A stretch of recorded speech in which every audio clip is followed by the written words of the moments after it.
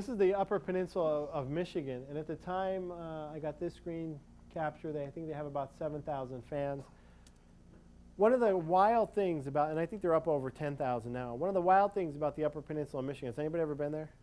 Yeah, it's really God's country, and there's a great passion about that. And one of the things you'll see about Facebook is success comes in niches that people are passionate about.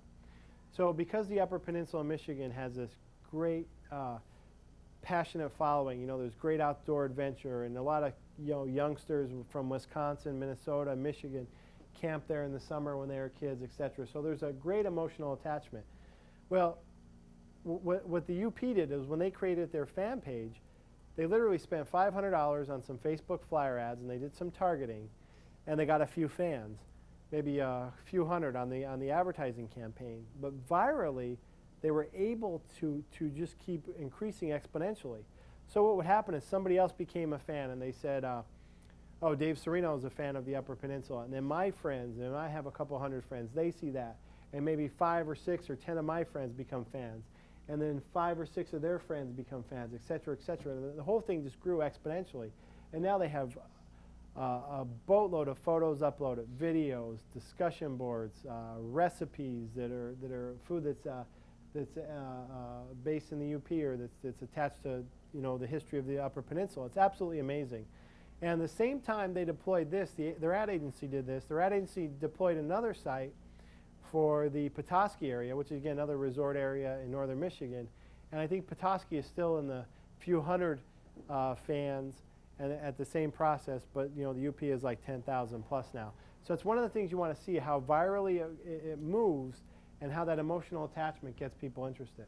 And then with these pages, you still have the ability to communicate with people, like they had a fall color update, comes to my updates on Facebook, able to go through and see fall color.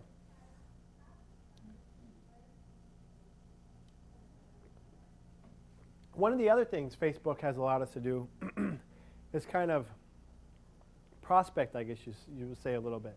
So how many people are group sales managers here? Anybody? All right, a couple. One of the things we did is we said, okay, well, how could we find people on Facebook that are tied into specific roles? So say I was working in the Michigan Association market, right?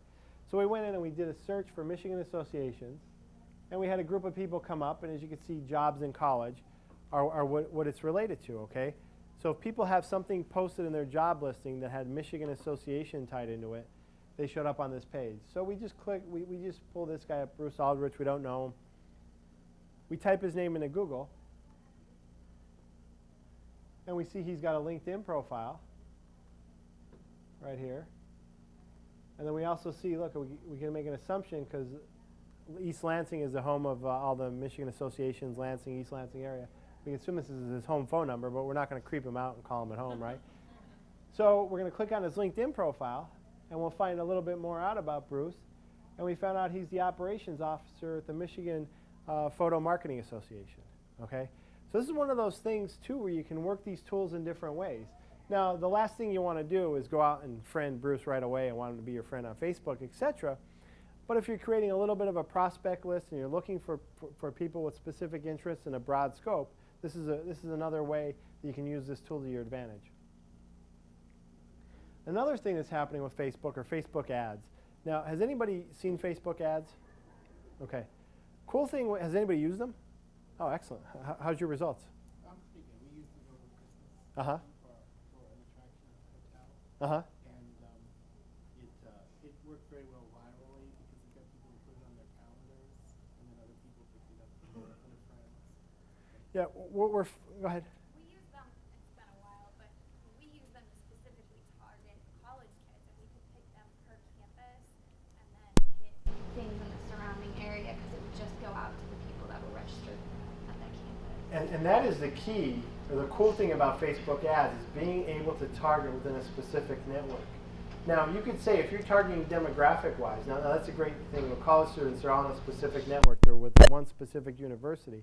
And if you're targeting that university, you can with your advertising. We have found, though, that the college students weren't as apt to click on the advertising as our demographics are. So we're finding the older people, the 35 to 55-year-olds are more apt to click on targeted ads than younger students or younger generation. But again, Facebook ads are just like pay-per-click ads. If you know, you can either buy a per-click price, so you're only paying when people click. So there's not really a risk, and you're building brand as the ads show up. But anyway, the targeting options can target geographically and based on keywords. And if you look through my profile, a while back I pulled some of these screenshots, but I like to kayak. So look, I see an ad on here. Do you like to kayak? Right? On my travel profile, it also says, my profile on Facebook, it also says I like to travel. I'm getting advertisements for airlines. And my favorite movie is Rocky, or one of my favorite movies.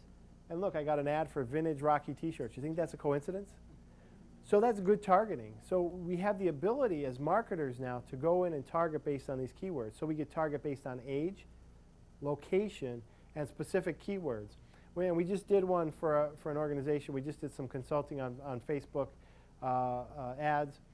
We targeted down to a core segment. We targeted a demographic area. We targeted an age. We targeted 3 keywords. And we had 16,000 potential people that fit that description in that area. And we ran our Facebook advertisement in there. Now, we don't have the results yet of the advertisement. But you know, you say, well, 16,000 may not be a very big sampling, but the price per click, I think, was anywhere from ranged from 42 to 62 cents. So again, much cheaper than pay-per-click in the hotel. And if you're doing any type of hotel pay-per-click, you're probably paying an average of, what, 2 something a click maybe? It gets pretty expensive unless you're using a long tail searches like, you know, discount hotels near Orlando attractions, et cetera, et cetera. But if you're doing any type of this advertising, so it's somewhat inexpensive. And the cool thing is the targeting. You know, you're really micro-targeting. And here's another one for, you know, I'm a sports fan. I have, they're sending me, the Strathcona Hotel in Toronto sent me an ad. And the other great thing about this ad is for the Bills-Steelers game that was played in Toronto. But it gave me a landing page that was totally, you know, integrated with Facebook. Say, hey, Facebook fans or Facebook promotions, created especially for your Facebook lovers. This is another big deal. We talked about those bounce rates. If you don't have good landing pages on your advertising, you're going to have a lot of bounce rates. So you want to kind of do what you can to keep that consumer engaged.